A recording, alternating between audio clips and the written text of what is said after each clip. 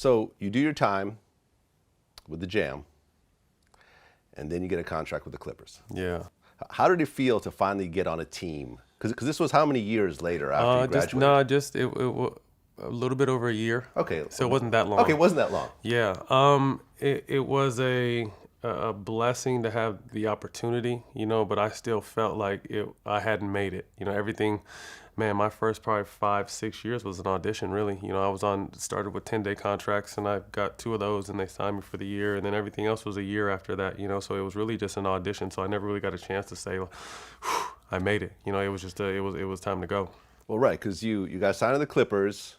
Yeah. And then you get signed to the Kings. Yeah, so that was a situation where I was supposed to sign a 2-year deal back with the Clippers, but this is when Sacramento and the Lakers were battling. This is during, early 2000s, and Chris Webber was a good friend and almost a mentor of mine. So every summer I'd go back home to Sacramento and work out with these guys, and I would be playing with them, and they offered me a contract, So I ended up going to Sacramento, my hometown, to play, and then being a part of the big Chris Webber trade to Philly.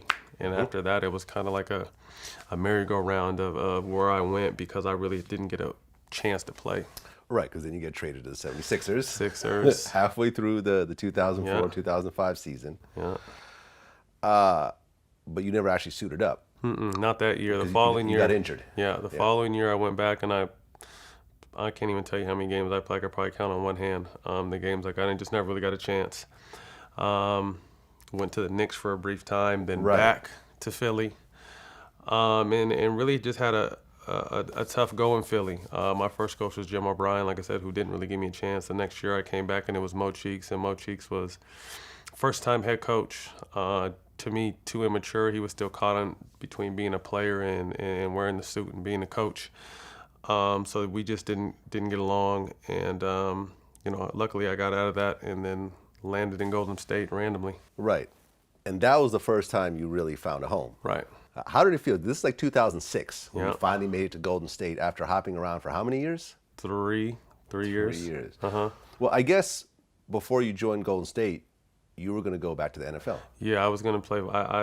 It came to a point where I was just like, man, I keep bouncing around. I'm not really getting a chance to play. I know I could play football. So we had lined up some NFL teams. I don't remember all of them off the top, but I remember speaking with my agent, there was about 5 to 6 teams that were willing to give me an open tryout. And my brother was playing college football at the time, and we were just back and forth. So I would do basketball and football workouts in the summertime, thinking, all right, well, this is going to be my last chance that I'm going to give myself. This is my last summer just going basketball. If it doesn't work right here, I'm going to go football. And luckily, that's the time I signed with Golden State.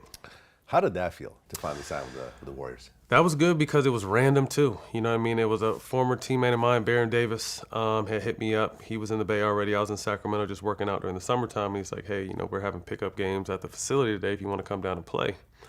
And so I drove down an hour and a half and played well, not knowing that Don Nelson was upstairs in his office and he saw us play. And he came down to me after we had played pickup and asked me, told me I played well and where was I signed at this year. And I just like, nobody. And he's just like, we have 16 guarantees already. And I want to say they only keep 14, so they had 16 people guaranteed under contract, plus 2 or 3 guys that are bringing to training camp. He's like, I can't promise you anything, but if you play as hard as you play today, you'll have a chance to make the team. And, that's all I need. That was the first time I really felt that like a coach had confidence in me and saw what I can do and gave me a shot. And, I ran with it. Well, I guess before you came to Golden State, you had only made 10 3-pointers in your whole career. Mm-hmm.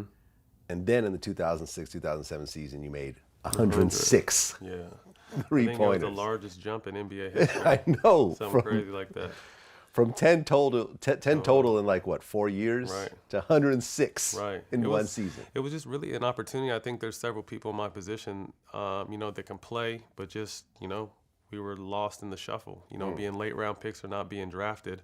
There's a lot of politics in the NBA, and if you're a first-round pick, they're going to give you every opportunity to play, and, if you're making more money than someone, they're going to give that person an opportunity to play. So I was never making a ton of money, and I was a second-round pick. You know what I mean? So I really had to fight my way to even get on the court, and I think that's when a lot of guys get lost in the shuffle because they never even get a chance to get on the court.